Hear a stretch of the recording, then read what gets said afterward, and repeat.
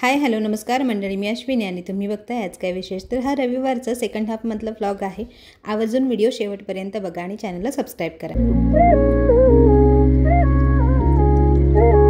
तर चला करूया सुरुवात. तर संध्याकाळचे 5:10 झाले होते. मग मी किचनमध्ये आले. म्हटलं पहिला चहा करून घेऊयात आणि मग बरेचसे व्हिडिओ बघितले होते मी यूट्यूबला की पूजा कधी करायची, कारण अमावस्या संपून जात होती. पण बऱ्याच जणांचं असंच मत होतं की पूजा ही संध्याकाळच्या वेळी करा किंवा सूर्योदयाच्या आधी करा, कारण दिव्यांचं महत्त्व कसं असतं, अंधारातच असतं. त्यामुळे मग मी ठरवलं सकाळी तर पॉसिबल नाही आहे, उजेड म्हणजे सूर्योदय व्हायच्या आधी, सो आपण संध्याकाळी करूयात. तर आता मी इकडे चहा करायलाच सुरुवात केली. मी म्हटलं चहा बनवून घेऊया, छानपैकी चहा पिऊयात आणि मग फ्रेश झालं की त्यानंतर मग पूजेची आणि स्वयंपाकाची असं पॅरलली दोन्ही पण गोष्टी मला करायच्या होत्या. तर इकडे मी चहा बनायला ठेवला, पाणी आधी उकळायला ठेवलं आणि जे दुधाचं पातेल आहे ते पण गॅसवर ठेवून दिलं. मी काय करत असते, संध्याकाळचा जो चहा होतो ना त्याच वेळेला पॅरलली दूध पण गरम करून घेते. म्हणजे कसं होतं, परत रात्री दूध गरम करायचं काम आपलं वाचतं. आणि रात्री दूध गरम केलं की प्रॉब्लेम असा होतो की ते थंड होईपर्यंत फ्रीजमध्ये ठेवता येत नाही, मग थांबावं लागतं. त्यापेक्षा हे बरं पडतं. आता इकडं पाणी उकळलं होतं, मग मी हा खलबत्त्यामध्ये थोडंसं आलं घेऊन त्याला ठेचून त्याच्यात टाकून घेतलं. आणि हा खलबत्ता आहे ना, याची गंमत एक, हा छोटासा खलबत्ता आहे, खूप छोटा आणि क्यूट असा खलबत्ता आहे. मी पुण्यातल्या एका दुकानातून खरेदी केला होता. तर ह्याच्यामध्ये मला आलं ठेचता येतं आणि आपल्याला फोडणीला लसूण हवा असेल ना तर थोडासा लसूण ठेचता येतो, बरं पडतं. आणि पटकन त्याला धुवून ठेवता येतं बाजूला, फार पसारा पण होत नाही. त्यानंतर तर पाण्याला छान उकळी आली, आल्याचा फ्लेवर पाण्यामध्ये मिक्स झाला की त्यानंतर मग त्याच्यामध्ये चहापत्ती आणि साखर टाकून घेतली. चहा कढतोय तोपर्यंतच मग घरातले दिवे घेऊन आणलेत मी इकडे किचनवर, त्यांना मला घासून घ्यायचं आहे. तर माझ्याकडे या 4 ज्या समया आहेत त्या आहेत आणि एक रोजचा आपला देवासमोर दिवा लावतो तो. तर यातल्या 2 समया ज्या आहेत त्या आमच्या वास्तुशांतीच्या वेळेस आहेरामध्ये मिळाल्या होत्या आणि 2 आहेत त्या माझ्या लग्नातल्या समया आहेत. तर सगळ्या काही मग आता त्यांना मी वेगळं करून घेतले पार्ट आणि म्हटलं चला थोड्या वेळाने त्यांना घासून घेऊया. त्याच्या आधी मला चहा प्यायचा आहे. तर चहाला छान उकळी वगैरे फुटली, चहा कडला की आता त्याच्यामध्ये मी दूध टाकून घेणार आहे. इकडे हे सगळं खोलून ठेवलं होतं, तोपर्यंत चहा रेडी आहे. आता चहा गाळून घेते मस्तपैकी आणि गॅलरीमध्ये जाऊन चहाचा आस्वाद घेणार आहे. तर चला तुम्ही पण सगळे माझ्यासोबत चहा प्यायला. मग मी गॅलरीत गेले आणि हा नवीनच कप खरेदी केला आहे डीमार्टमधून. मला काचेचे कप फार आवडतात चहासाठी वगैरे, सुंदर दिसतो ना चहा त्याच्यातून, म्हणून मग गॅलरीमध्ये एक 5-10 मिनटं छान असा वेळ स्पेंड केला आणि मग चहा पिला. चहा पिऊन झाला की मग आले आतमध्ये आणि इकडे ते सगळे दिवे जे आहेत ते मी आणि आहोंनी स्वच्छ केले मिळून छानपैकी आणि जोडून घेतले. त्यानंतर मग मला आता ज्या पिठाच्या पंत्या होत्या गव्हाच्या पिठाच्या त्या बनवायच्या होत्या कणकेच्या. तर त्यासाठी मग कणिक मळून घेतली, गूळ टाकून मळायची होती, याच्यामध्ये मीठ टाकत नाहीत. आणि असे बारीक बारीक असे 5 दिवे बनवले. इकडे दिवे बनतात तोपर्यंत गॅसवर पाणी पण एका पातेल्यात ठेवलं होतं, म्हणजे जे दिवे आहेत ते आपल्याला छानपैकी नंतर थोडे वाफवून घेता येतात म्हणून यासाठी ठेवलं होतं पाणी उकळत. तर पाणी पण गरम झालं होतं. मग दिव्यांचं जे ताट आहे ते ठेवलं, त्याच्यावर झाकण ठेवलं आणि हे एका बाजूला होऊ दिले. त्यानंतर मग मला बाकी स्वयंपाकाची थोडी तयारी करायची होती. आमच्या घरी मावशी येतात चपाती किंवा भाकरी बनवण्यासाठी. तर मावशी ऑलरेडी चपाती बनवून गेल्या होत्या आणि मग टोमॅटोची चटणी करायची होती मला. जास्त काही बेत नव्हता, जेवणाचा खूप काही घाट नव्हता घालायचा आणि त्यामुळे मग म्हटलं चला टोमॅटोची चटणी पटकन करून घेऊया. आणि दुपारची आमटी शिल्लक होती आणि भात पण करायचं होतं, थोड्या वेळाने भात करणार आहे मी. तर इकडे टोमॅटोची चटणीसाठी टोमॅटो, मिरची, कोथिंबीर सगळं स्वच्छ छान धुवून घेतलं, कढीपत्ता पण घेतला आणि सगळं चिरून घेतलं. आणि 2 कांदे घेतले मीडियम आकाराचे, ते सुद्धा चिरून घेतले.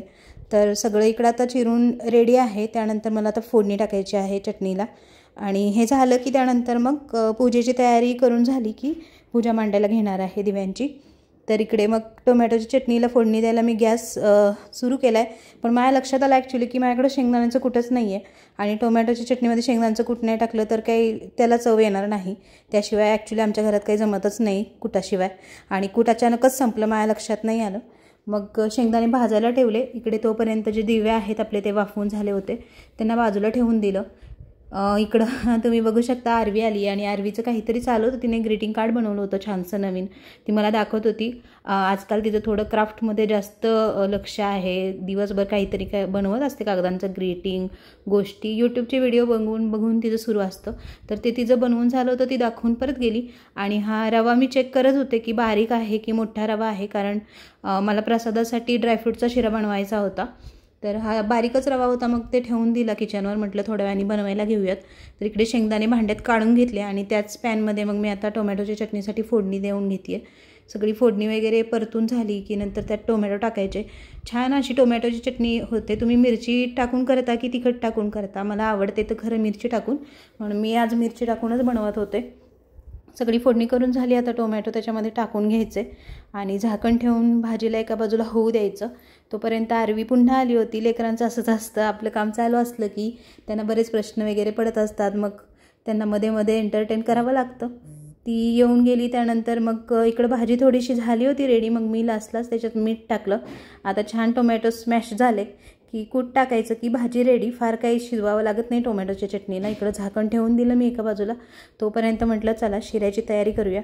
शिऱ्यासाठी रवा भाजायचा होता आणि तुपाशिवाय काही शिऱ्याला मज्जा नाही. मग तुपाचाच फक्त करत असते मी शिरा. तुम्ही कसा शिरा बनवता नक्की कमेंटमध्ये सांगा. तर तुपावर छानपैकी आधी रवा भाजून घ्यायचा, नंतर पाणी टाकून त्याला शिजवून घ्यायचं आणि साखर वगैरे मी लास्टला टाकत असते. पाणी टाकून झाल्यानंतर म्हणजे ॲक्च्युली शेवटी साखर टाकत असते. तर इकडे माझं ते चालू होतं. मी केटलमध्ये पाणी गरम करायला ठेवले. तोपर्यंत आरवीचं परत काहीतरी सांगायला ती आली होती. तिला थोडासा वेळ दिला आणि मग म्हटलं चला परत आता शिरा बनवायला घेऊया. इकडं तूप ॲड केलं आहे तव्यामध्ये. तुपात आता छानपैकी रवा भाजून घ्यायचा. तर बारीक रव्याचा शिरा बनवला ना की छान लागतो चवीला.